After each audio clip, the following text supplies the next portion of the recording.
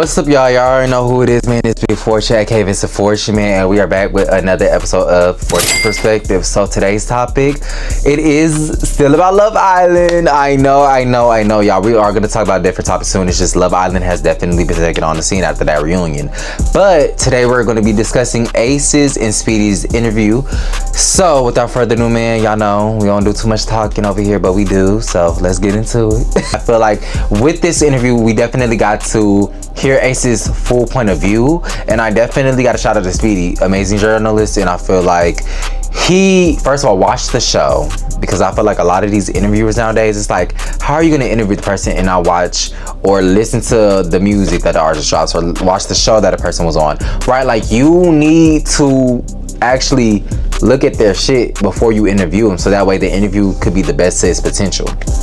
So Speed watched it, you know, and Ace watched it as well, by the way. So I'm just gonna hit on the few key points. We're gonna read a few comments, and then that'll be that. So let's start off where he addressed the whole him and Jeremiah situation. So basically in this interview, you know what I'm saying, first of all, shout out to him, because he did admit that he was on some hating that shit. He admitted it. And right, he felt like Austin should have went home that night, and I love that he admitted that, because Jeremiah did not deserve to be eliminated. In fact, I feel like Jeremiah should have definitely been in the villa longer than he was. So I'm glad that that whole situation got addressed, right? They was looking at all the factors, and right, he did expose that Taylor was the main one that was kind of like the main, I guess you could say, ringleader, because they gave him that edit, right? But he expressed that Taylor was the main one that really wanted Jeremiah home, because right, he really wanted that shot with Adriana, or is that her name? Adriana, whatever her name is. You know, the fine motherfucker, okay? She fine as hell. But yeah, Taylor wanted a chance with him, and then also, you know, Ace and Jeremiah at the time, they weren't really clicking in the villa like that. You know, they had their little tiffs and taps and stuff like that. And Nick actually spoke up for Jeremiah, so right, you know what I'm saying? So yeah, but I'm glad that he did admit that it was some hating that shit, and I'm glad that Speedy definitely told him, like, hey bro, I ain't even gonna lie, that was kind of some hating that shit. So I definitely love the fact that Ace definitely expressed that. And in this interview, like I said, even in the reunion, but in this interview, I could tell Ace is very, like, emotional in a sense. Like, he expresses his feelings very well and very articulately, and he is an emotional little man, okay? 5'10". Hey, welcome to the crew, bro. You know, I say hey. But he's very emotional when he talks. He's very passionate, and I love that, because I feel like a lot of guys aren't like that. So the fact that he is like that is crazy.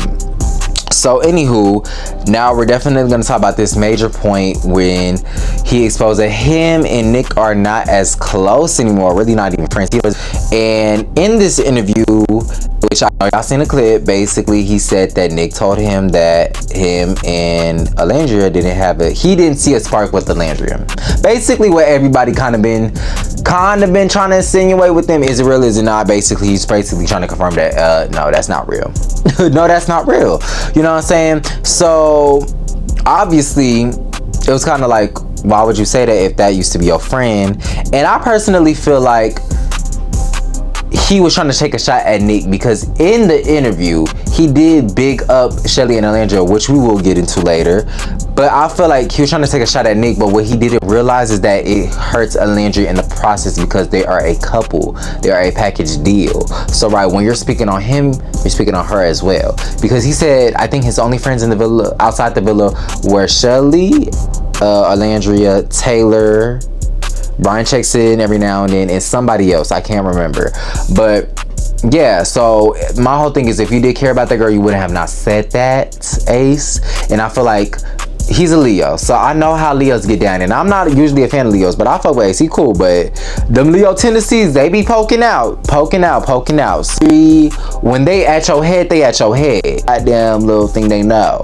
So right, even though he probably expressed to Ace, Nick expressed to Ace about that whole thing in confidence, since Ace isn't cool with Nick anymore, he was like, okay, well fuck it, I'ma, you know, say what you said about this girl that you swear you so in love with it that you want so bad type shit.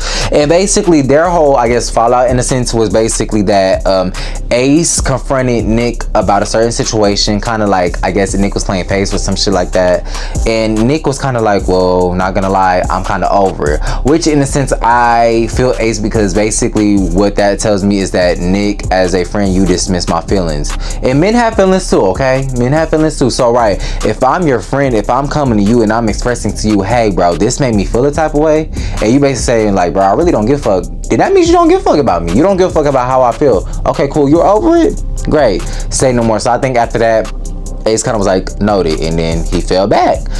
And this is where I kind of do peep a little bit of the Leo tendencies again, because I feel like personally this interview definitely made me like Ace a little bit more, but it also opened my eyes to how Ace moves a little bit. And I think Nick and Ace had a little bit of tension. I do think that, I think they both wanted the same thing. I think they both wanted to be the top couple. I really do. Now looking back at it, me and my friends, we were just talking about it today actually, watching the interview. Nick and Ace wanted the same thing. They wanted to be the top couple. Leos, they love to be the center of attention. They love that. They love the attention. Right. He feels as if Shelly and him should be the #1 couple because he feels like they're the most authentic couple. Right. And like he stated, he feels like basically Nick and Alandria is a fake couple, correct? So because of that, he doesn't like that Nick and Alandria are the #1 couple. Despite both of them not winning the show, let's be real.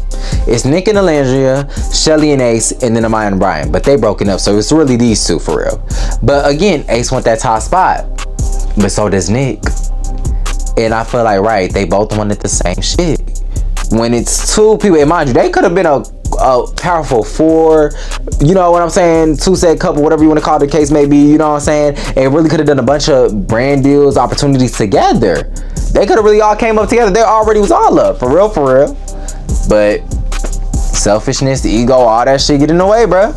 You know what I'm saying? They could have really been bros, but again, that's why I do feel like it's always a little bit of tension with them. I'm not saying, because in the villa they was mad cool, but I'm just saying based on what that when he described that whole situation with him and Nick, it just made me think, it's like, now that has been said, really, because Nick, let's be honest, how he moving on social media ever since he came out that villa, it's been very strategic, and we all know this.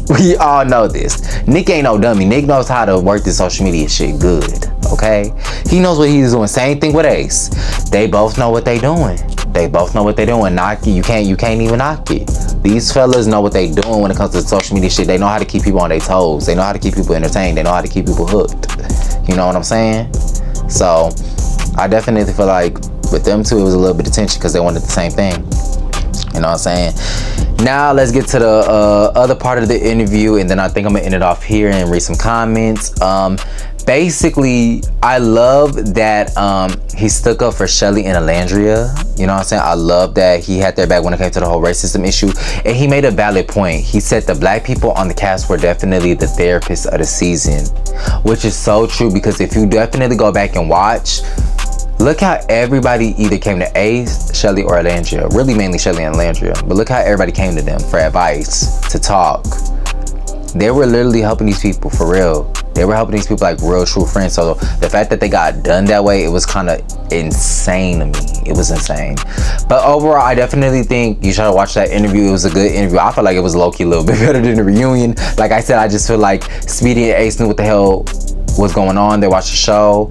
And also another thing I want to add, he definitely exposed that the production team definitely has influencing in a lot of these cast members make. So right, when it came to Huda leaving, I feel like Huda should have been left after the first time. We're not gonna see her now. Is she the show? No.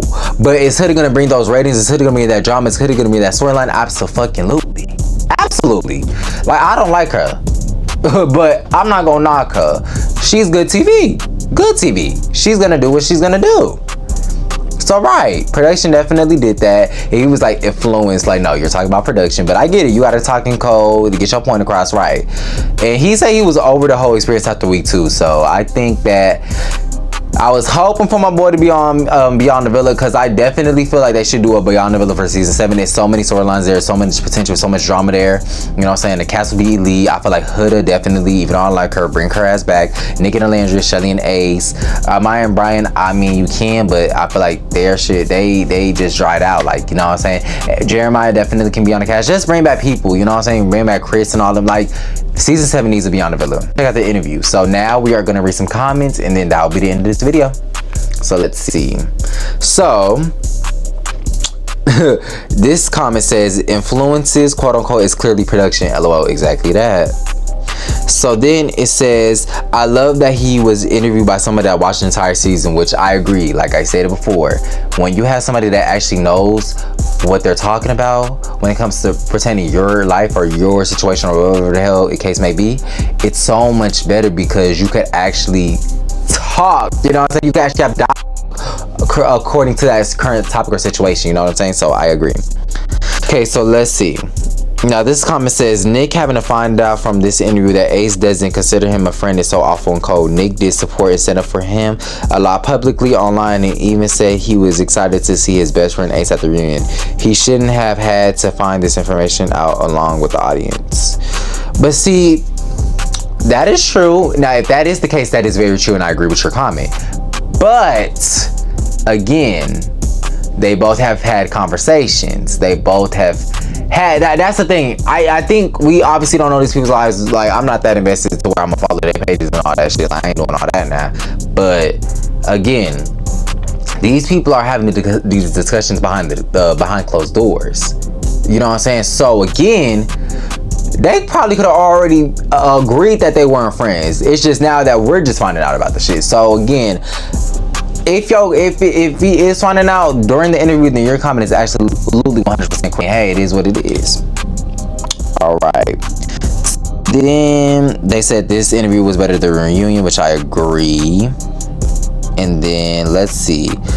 This is going to be the last comment. They said heavy on the Black Islanders being the therapist to other Islanders, as if the sole purpose of them being there is to cater to non-Black people, which I would agree. Like, I definitely agree. I feel like the Black people definitely came in and were the therapists for the show. So with that being said, that was my end of that. Definitely check it out. They had so many good talking points in there.